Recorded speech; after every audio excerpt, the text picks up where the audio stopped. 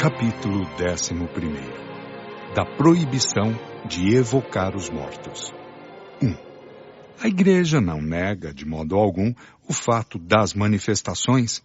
Ela as admite, todas, ao contrário, assim como se viu nas citações precedentes, mas as atribui à intervenção exclusiva dos demônios.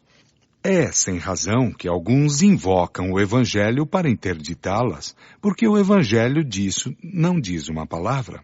O supremo argumento que se faz valer é a proibição de Moisés. Eis em que termos se exprime, a esse respeito, a pastoral citada nos capítulos precedentes. Aspas. Não é permitido pôr-se em relação com eles, os espíritos, seja imediatamente, seja por intermédio daqueles que os invoquem e interroguem. A lei mosaica pune de morte essas práticas detestáveis, em uso desde os gentios. Não ides procurar os mágicos, está dito no livro Levítico, e não dirijais aos adivinhos nenhuma pergunta, de medo de expor-se à mancha dirigindo-vos a eles. Capítulo 19, versículo 31. Se um homem ou uma mulher tem um espírito de piton ou de adivinhação, que seja punido de morte, serão lapidados e seu sangue cairá sobre as suas cabeças. Capítulo 20, versículo 27. E no livro do Deuteronômio, que não haja entre vós ninguém que consulte os adivinhos, ou que observe os sonhos ou os augúrios, ou que use de malefícios, de sortilégios e de encantamentos, ou que consulte aqueles que têm o espírito de Piton e que pratiquem a adivinhação, ou que interroguem os mortos para aprenderem a verdade, porque o Senhor tem a abominação todas essas coisas, e destruirá em vossa chegada as nações que cometem esses crimes. Capítulo 18, versículos 10, 11 e 12. Fecha aspas. 2. É útil para a compreensão do verdadeiro sentido das palavras de Moisés lembrar-lhe o texto completo, um pouco abreviado nesta citação. Aspas. Não vos desvieis de vosso Deus para ir procurar os mágicos, e não consultei os adivinhos de medo de vos manchar em vos dirigindo a eles. Eu sou o Senhor vosso Deus. Levítico, capítulo 19, versículo 31. Fecha aspas. Aspas. Se um homem ou uma mulher tem um espírito de Piton ou um espírito de adivinhação, que sejam punidos de morte, serão lapidados e seu sangue cairá sobre a sua cabeça. Idem, capítulo 20, versículo 27. Quando entrardes no país que o Senhor vosso Deus vos dará, tomai muito cuidado para não querer imitar as abominações desses povos, e que não se encontre ninguém entre vós que pretenda purificar seu filho ou sua filha, fazendo-os passar pelo fogo, ou que consulte os adivinhos, ou que observe os sonhos e os augúrios, ou que use de malefícios, de sortilégios e de encantamentos, ou que consulte aquele que tem o espírito de Piton, e que se metem de adivinho, ou que interroguem os mortos para aprender a verdade, porque o Senhor tem a abominação de todas essas coisas, e exterminará todos esses povos à vossa entrada por causa dessas espécies de crimes que cometeram. Deuteronômio, capítulo 18, versículos 9, 10, 11 e 12. Fecha aspas. 3. Se a lei de Moisés deve ser rigorosamente observada sobre este ponto, deve sê-lo igualmente sobre todos os outros, pois por que seria boa no que concerne às evocações e má em outras partes? É preciso ser consequente, reconhecendo-se que a sua lei não está mais em harmonia com os nossos costumes e a nossa época. Para certas coisas, não há razão para que ela não esteja quanto à proibição de que se trata. Aliás, é preciso se reportar os motivos que provocaram essa proibição, motivo que tinham então a sua razão de ser, mas que seguramente hoje não existem mais. O legislador hebreu queria que seu povo rompesse com todos os costumes hauridos no Egito, onde o das evocações estava em uso e era um motivo de abuso, como provam estas palavras de Isaías. Aspas, o espírito do Egito se aniquilará nele, e eu arrasarei a sua prudência. Eles consultarão seus ídolos, seus adivinhos, seus pítons e seus mágicos. Capítulo 19, versículo 3. Fecha aspas. Além disso, os israelitas não deviam contratar nenhuma aliança com as nações estrangeiras. Ora, eles iriam encontrar as mesmas práticas entre aqueles onde iam entrar e que deviam combater. Moisés devia, pois, por política, inspirar ao povo hebreu a aversão por todos os seus costumes que tivessem ponto de contato, se lhes for assimilado. Para motivar essa aversão, era preciso apresentá-los como reprovados pelo próprio Deus. Por isso ele disse, o Senhor tem abominação a todas essas coisas, e destruirá a vossa chegada às nações que cometem esses crimes. 4. A proibição de Moisés era tanto mais justificada quanto não se evocavam os mortos por respeito e afeição por eles, nem com um sentimento de piedade. Era um meio de adivinhação da mesma qualidade que os augúrios e os presságios, explorados pelo charlatanismo e pela superstição. Seja o que for que haja feito, não conseguiu desenraizar esse hábito que se converteu no objeto de um tráfico, assim como o atestam as passagens seguintes do mesmo profeta. Aspas. E quando vos disserem, consultai os mágicos e os adivinhos, que falam em segredo em seus encantamentos, respondei-lhes, cada povo não consulta seu Deus? E vai-se falar aos mortos naquilo que diz respeito aos vivos. Isaías capítulo 8, versículo 19. Sou eu quem faço ver a falsidade dos prodígios da magia, que tornam insensatos aqueles que se intrometem em adivinhar, que transtornam o espírito dos sábios e que convence de loucura a sua vã ciência. Capítulo 44, versículo 25. Que esses augúrios que estudam o céu, que contemplam os astros e que contam os meses para deles tirarem a predição que querem vos dar do futuro, venham agora e que vos salvem. Vieram como a palha, o fogo as devorou.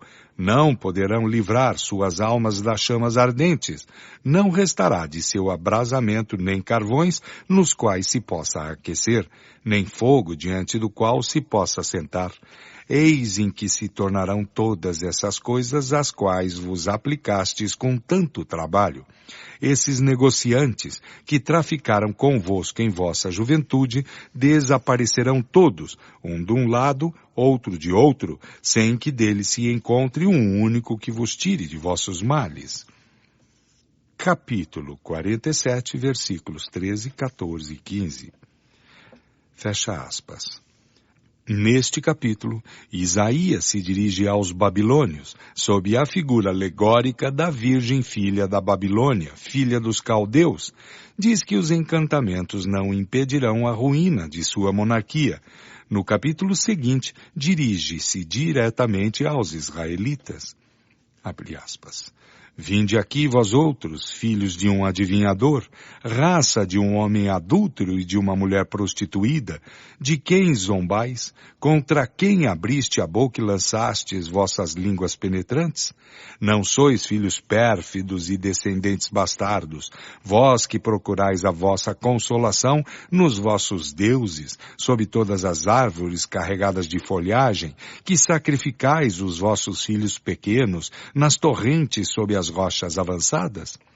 Tendes colocado a vossa confiança nas pedras da torrente, espalhastes licores para honrá-las, ofertaste-lhes sacrifícios. Depois disso, a minha indignação não se incendiará? Capítulo 57, versículos 3, 4, 5 e 6. Fecha aspas.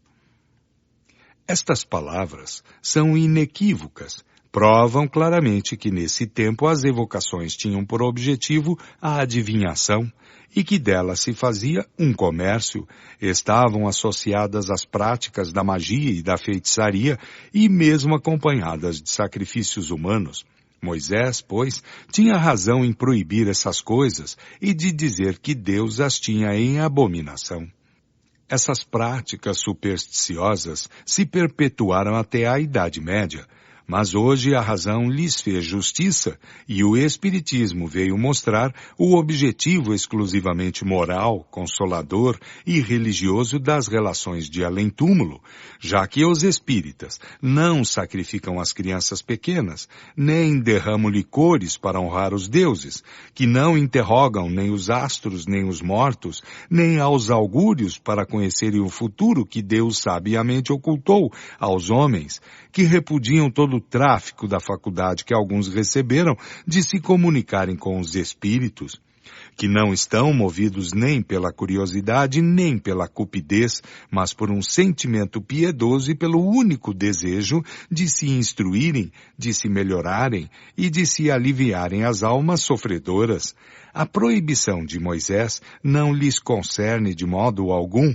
É o que teriam visto aqueles que a invocam contra os espíritas se tivessem aprofundado melhor no sentido das palavras bíblicas. Teriam reconhecido que não existe nenhuma analogia entre o que se passava com os hebreus e os princípios do espiritismo. Bem mais, que o Espiritismo condena precisamente o que motivava a proibição de Moisés. Mas, cegos pelo desejo de encontrarem um argumento contra as ideias novas, não se aperceberam de que esse argumento é completamente falso. A lei civil de nossos dias pune todos os abusos que Moisés queria reprimir. Se Moisés decretou a pena de morte contra os delinquentes, foi porque precisava de meios rigorosos para governar esse povo indisciplinado. Também a pena de morte está prodigalizada em sua legislação. Não havia, de resto, grande escolha em seus meios de repressão. Não existiam nem prisões, nem casas de correção no deserto, e seu povo não era de natureza a temer penas puramente disciplinares. Não podia aumentar a sua penalidade como se faz em nossos dias. É, pois, erradamente, que se apoia na severidade do castigo para provar o grau de culpabilidade da evocação dos mortos. Seria preciso, por respeito à lei de Moisés, manter a pena capital para todos os casos em que ele as aplicava. Aliás, por que reviver com tanta insistência esse artigo quando se silencia o começo do capítulo, que proíbe aos sacerdotes possuírem bens da terra, de terem parte em alguma herança, porque é o próprio Senhor a sua herança? Deuteronômio, capítulo 18, versículos 11 e 12. 5. Há duas partes distintas na lei de Moisés. A lei de Deus, propriamente dita, promulgada no Monte Sinai, e a lei civil ou disciplinar, apropriada aos costumes e ao caráter do povo. Uma é invariável, a outra se modifica segundo os tempos, e não pode vir ao pensamento de ninguém que possamos ser governados pelos mesmos meios que os hebreus no deserto, não menos que os capitulares de Carlo Magno não poderiam se aplicar na França no 19º século. Quem sonharia, por exemplo, reviver hoje este artigo da lei mosaica? Aspas. Se um boi fere com seu chifre um homem ou uma mulher, e que disso morram, o boi será lapidado e não se comerá de sua carne, mas o dono do boi será julgado inocente. Êxodo, capítulo 21, versículo 28 e seguintes. Fecha aspas.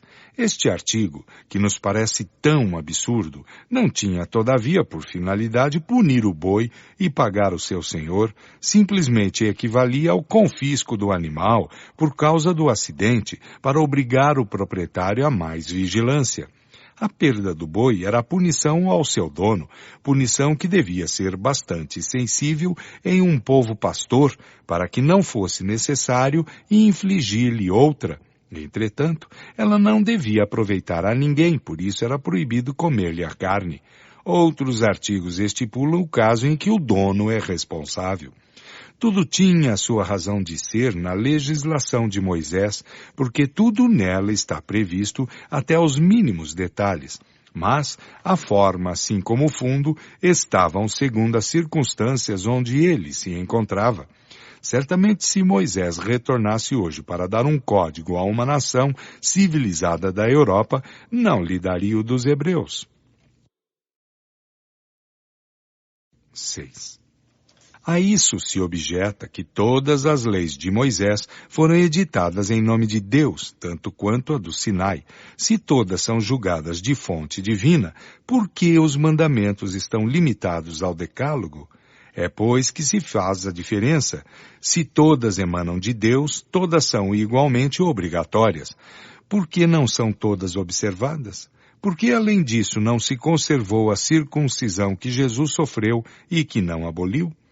Esquece-se que todos os legisladores antigos, para darem mais autoridade às suas leis, disseram recebê-las de uma divindade. Moisés tinha mais que nenhum outro necessidade desse apoio, em razão do caráter do seu povo. Se apesar disso teve dificuldade em se fazer obedecer, teria sido bem pior se fossem promulgadas em seu próprio nome. Jesus não veio modificar a lei mosaica, e sua lei não é o código dos cristãos. Não disse ele, aprendeste que foi dito aos antigos tal e tal coisa, e eu vos digo outra coisa? Mas tocou na lei do Sinai? De nenhum modo. Sancionou-a, e toda a sua doutrina moral dela não é senão o desenvolvimento. Ora, em nenhuma parte ele fala da proibição de evocar os mortos. Entretanto, era uma questão bastante grave para que não a tivesse omitido em suas instruções, quando tratou de questões mais secundárias. 7. Em resumo, trata-se de saber se a Igreja coloca a lei mosaica acima da lei evangélica. Dito de outro modo, se ela é mais judia do que cristã. Há mesmo a se anotar que de todas as religiões, a que faz menor oposição ao espiritismo é a judaica, e que ela não invocou contra as relações com os mortos a lei de Moisés sobre a qual se apoiam as seitas cristãs. 8. Outra contradição. Se Moisés proibiu evocar os espíritos dos mortos, foi, pois, porque esses espíritos podiam vir de outro modo, a sua proibição teria sido inútil. Se podiam vir em seu tempo, ainda o podem hoje. Se são os espíritos dos mortos, não são, pois, exclusivamente demônios.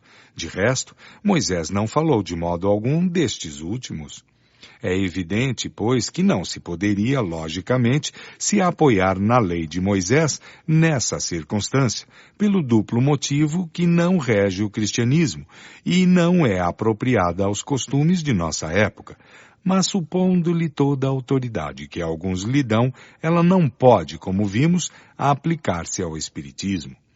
Moisés, é verdade, compreende o interrogatório dos mortos na sua proibição, mas não é senão de um modo secundário e como acessório das práticas de feitiçaria.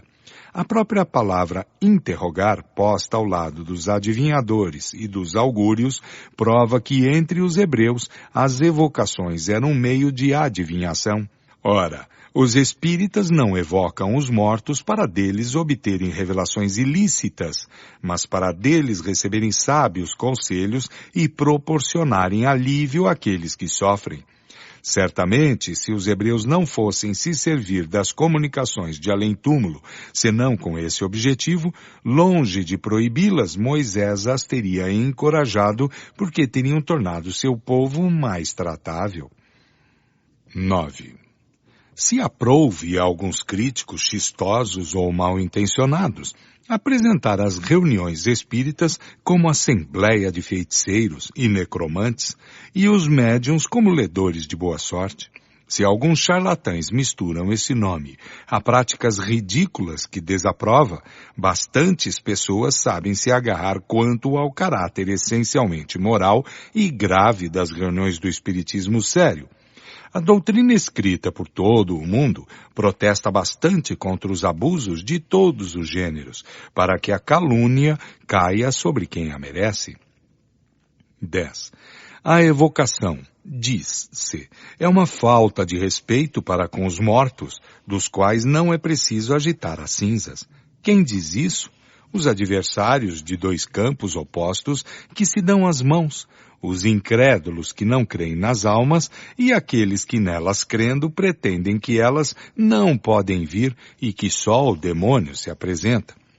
Quando a evocação é feita religiosamente e com recolhimento, quando os espíritos são chamados não por curiosidade, mas por um sentimento de afeto e de simpatia e com o desejo sincero de se instruir e se tornar melhor, não se vê o que seria mais desrespeitoso, chamar as pessoas depois de sua morte que em sua vida.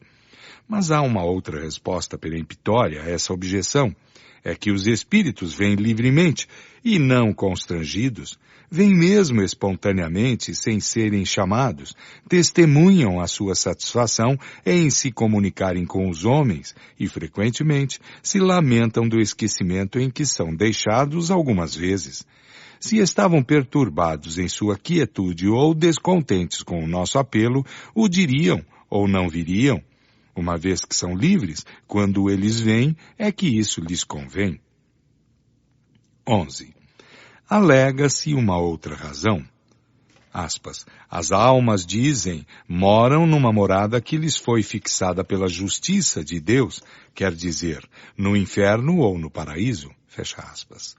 Assim, as que estão no inferno não podem sair, embora a esse respeito toda a liberdade seja deixada aos demônios.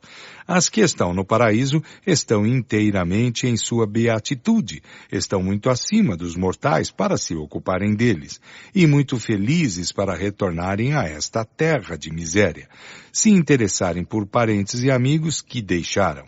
São, pois, como esses ricos que afastam a visão dos pobres com medo que isso perturbe a sua digestão. Se assim fora, seriam pouco dignas da felicidade suprema, que seria o prêmio do egoísmo. Restam aquelas que estão no purgatório, mas estas são sofredoras e têm que pensar em sua salvação antes de tudo. Portanto, nem umas nem outras podem vir.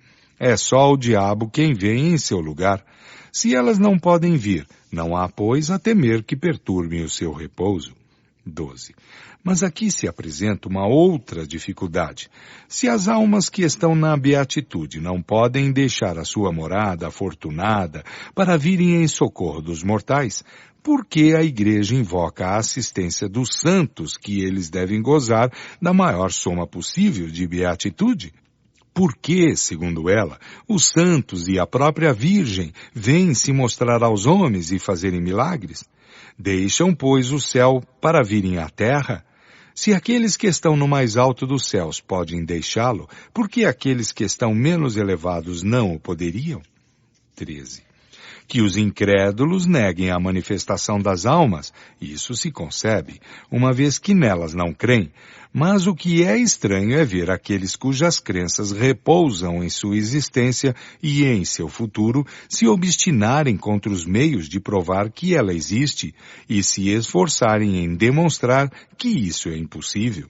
Pareceria natural, ao contrário, que aqueles que têm o maior interesse em sua existência devessem acolher com alegria e como um benefício da providência os meios de confundir os negadores por provas irrecusáveis, uma vez que são os negadores da religião. Eles deploram sem cessar a invasão da incredulidade que dizima o rebanho dos fiéis, e quando o mais poderoso meio de combatê-la se apresenta, repelem-no com mais obstinação que os próprios incrédulos. Depois, quando as provas extravasam a ponto de não deixarem nenhuma dúvida, têm como recurso, como argumento supremo, a proibição de se ocupar delas e, para justificá-la, vão procurar um artigo da lei de Moisés, do qual ninguém sonhava, e onde quer-se a toda força ver uma aplicação que não existe. Estava-se tão feliz com essa descoberta que não se percebeu que esse artigo é uma justificativa da doutrina espírita. 14. Todos os motivos alegados contra as relações com os espíritos não podem sustentar um exame sério. Da obstinação que nisso se coloca, entretanto, não se pode inferir senão que a essa questão se liga um grande interesse. Sem isso, nele não se colocaria tanta insistência. Ao ver esta cruzada de todos os cultos contra as manifestações, dir-se-ia que delas tem medo. O verdadeiro motivo poderia ser bem o temor que os espíritos muito clarividentes não viessem esclarecer os homens sobre os pontos que se quer deixar na sombra e fazê-los conhecer à risca o que é de outro modo e as verdadeiras condições para nele ser feliz ou infeliz. É por isso que, do mesmo modo que se diz a uma criança, não vá ali que há um lobisomem, se diz aos homens, não chameis os espíritos, são o diabo. Mas esforçar-se-á em vão, se interdita aos homens chamarem os espíritos, não se impedirá aos espíritos virem aos homens para tirarem a lâmpada de sob o alqueire. O culto que estiver na verdade absoluta, nada terá a temer da luz, porque a luz fará ressaltar a verdade e o demônio não poderá prevalecer contra a verdade. 15.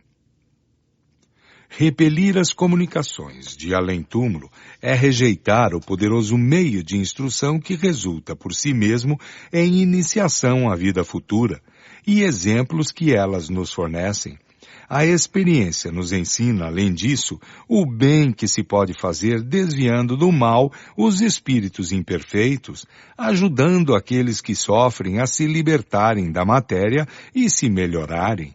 Interditá-las é privar as almas infelizes da assistência que podemos dar-lhes.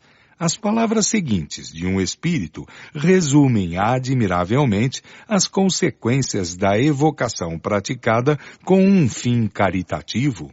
Aspas. Cada espírito sofredor e queixoso vos contará a causa de sua queda, os arrastamentos nos quais sucumbiu, dirá suas esperanças, seus combates, seus pavores, dirá seus remorsos, suas dores, seus desesperos, mostrar-vos a Deus justamente irritado, punindo o culpado com toda a severidade de sua justiça. Escutando, estaríeis comovidos de compaixão por ele e de temor por vós mesmos. Seguindo em suas queixas, vereis Deus não o perdendo de vista, esperando o pecador arrependido, estendendo-lhe os braços logo que ensaie avançar. Vereis os progressos do culpado com os quais tereis a felicidade e a glória de haver contribuído. Segui-lo-eis com solicitude, como o cirurgião segue os progressos da ferida que trata diariamente. Bordeaux, 1861. Fecha aspas.